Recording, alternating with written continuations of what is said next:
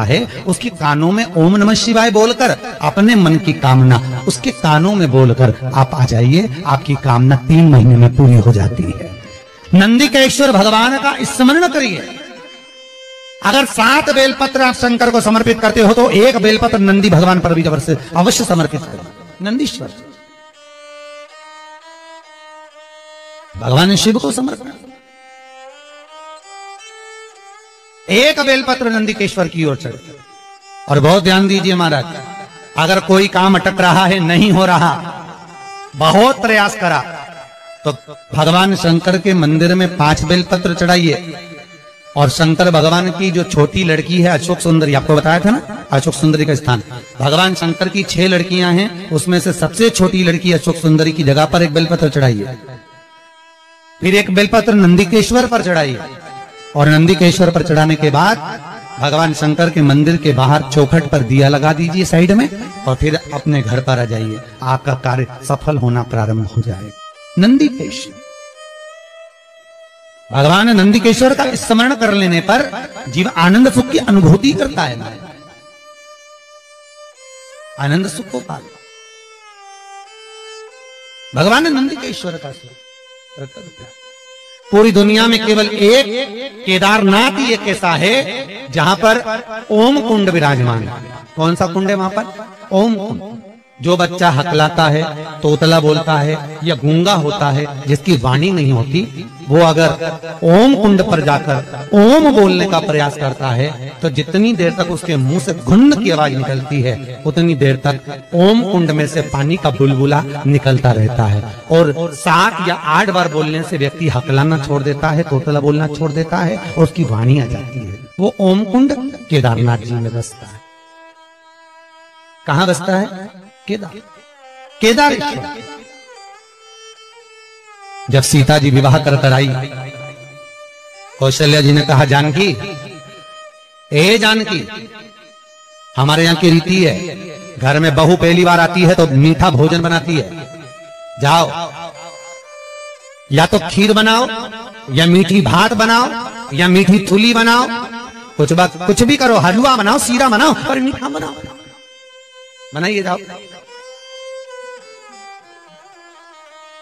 जाओ जरा। सीता मैया गई और माता जानकी ने खीर बनाई। क्या बनाई है माता जानकी ने? जम के बोलो जरा। खीर। और सीता जी ने खीर बनाई।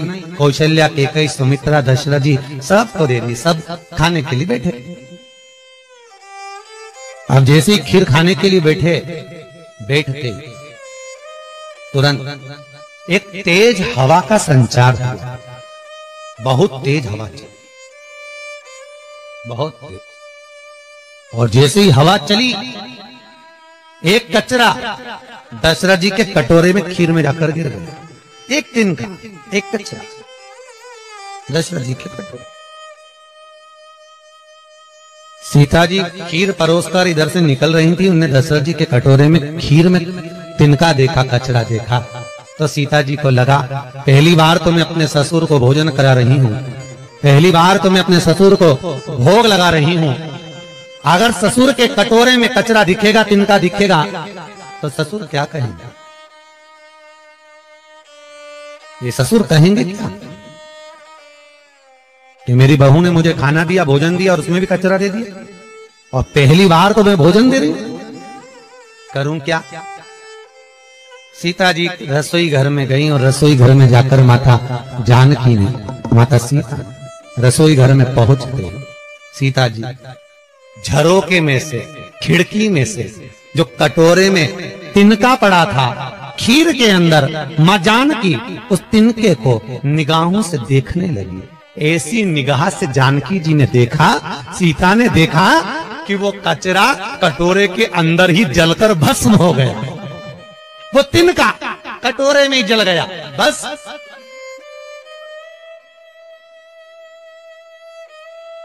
अब तिनका कटोरे में जब जलकर भस्म हुआ, दशरथ जी ने देख ली। और दशरथ जी ने देखा, तुरंत दशरथ जी उठकर सीता के पास में गए। तुरंत, जानकी, जानकी, पिताजी आप आए हो, आओ बैठो। पिताजी रसोई घर में आए आप, मुझे बुलाते मैं आती दौड़कर। आप रसोई घर में क्यों आए पिताजी? कैसे आना हुआ? कैसे आए हो? बोलो। दशरथ जी ने कहा बहू आज तो उससे कुछ मांगना। पिताजी मुझसे? आज तो मैंने पहली बार आपको मीठा भोजन बनाकर खिलाया है, बहू को कुछ देना चाहिए, और आज ससुर मांगने के लिए आए? मेरे ससुर मांगने के लिए आए हैं? राजा दशरथ आज सीता से मांगने के लिए आए हैं? ये क्या? बहू आज मुझे तुझसे कुछ मांगना है, देगी? हाँ पिताजी मांगो, क्या चाहिए? सीता पहले राम की सौगंध खा कि तुझसे जो मांगूंगा तुझे देना पड़ेगा।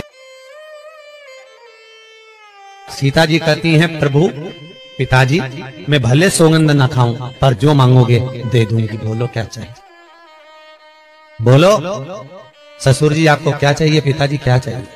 दशरथ जी बोले वचन तो देना पड़ेगा, पहले वचन दे। वचन देती हूं पिताजी। ये सीता अपने ससुर दशरथ को आज वचन देती है, जो रसोई घर अन्नपूर्णा में जो आप मंगोगे मैं दूंगी। तो दशरथ जी ने कहा तूने वचन दिया है सीता, तो मुझे आज वचन के रूप में दे दे कि जैसे आज तूने कटोरे में पड़े हुए तिनके को देखा ऐसा किसी दुश्मन को भी मत देखना।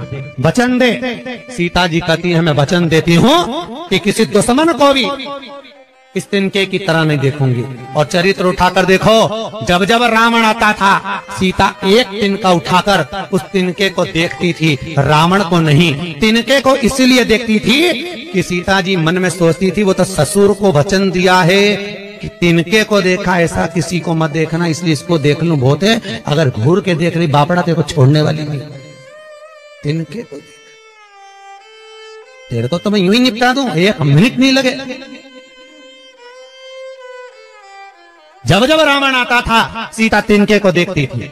जब जब रावण आया सीता ने तिनके को देखा, बार बार तिनके को देखा। तो रावण ने 2500 बार माता सीता से पूछा था कि मैं आता हूं तो तू तिनका क्यों देखती है? पर सीता बोली नहीं, क्योंकि मैंने अपने ससुर को वचन दिया है कि किसी जैसा तूने तिनके को देखा ऐसा दुश्मन को भी मत देखना, इसलिए नहीं देख पा रही तेरे को। अगर देख ली थी तो राम को तो आने की भी जरूरत नहीं थी, तुझे तो यूं ही निपटा के चली जाती।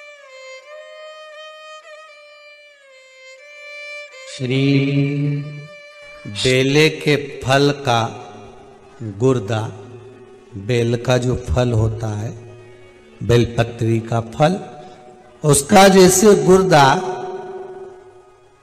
उसके अंदर का जो भाग होता है बेल का, वो गुर्दा, उसको अग्नि में जलाकर उसकी भस्म तैयार कर कर छान कर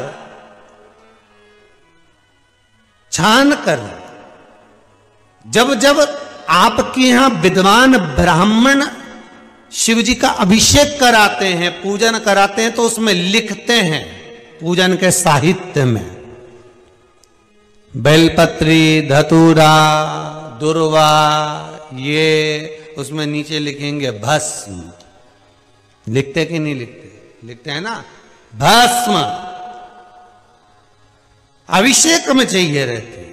तब उस भस्म का थोड़ा सा भी भाग आप अगर शिव को समर्पित कर रहे हो तो ये जान लें कि शंकर मनवांछित फल प्रदान कर रहे हैं। शिव फल प्रदान कर,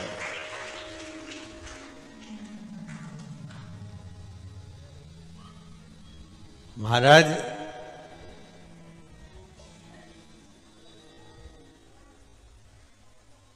बेलपत्री के वृक्ष के नीचे बैठकर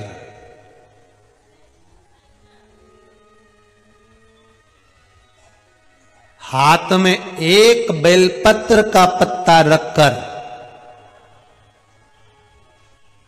आप पंचाक्षर मंत्र नमः शिवाय, ओम नमः शिवाय या श्री शिवाय नमस्तुभ्यम या महामृत्युंजय मंत्र का स्मरण कर रहे हो, पर डंडी का भाग अपनी ओर, बेलपत्र की बीच वाली पत्ती का भाग बीच वाली उंगली की ओर,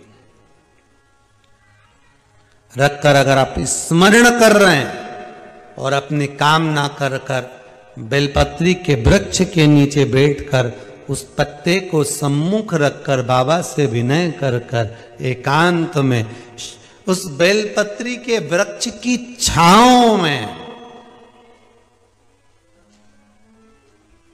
बेलपत्री के वृक्ष की छांव आप कामना कर कर उस पत्ते को शंकर भगवान के ऊपर समर्पित कर रहे हैं, तो ये जान कर रखें कि पार्वती और शिव का मिलन करवा रहे हैं और अपनी मनवांछित फल कामना पूर्ण करवा रहे हैं। क्योंकि शिव और पार्वती का जब मिलन होता है, शंकर पार्वती जब एक दूसरे के सम्मुख में होते हैं, शिव और पार्वती जब एक दूसरे के सामने अपने बच्चों के कारण एक दूसरे के सम्मुख में आते हैं, तो उनके चेहरे पर प्रसन्नता का भाव आ जाता है। फल, मनवांचित फल की कामना आप जिस कामना के लिए कर रहे हैं, विवाह के लिए, नौकरी के लिए, सर्विस के लिए, व्यापार के लिए, रोग मुक्ति के लिए, आप जिस कामना से कर रहे हैं, बस उससे कहा कर। कभी सोमवार का दिन हो, क्योंकि शंकर जी को सोम प्रिय है, सोमवार का दिन, चंद्र का वार शिव जी को प्रिय, शिव जी को प्रिय है।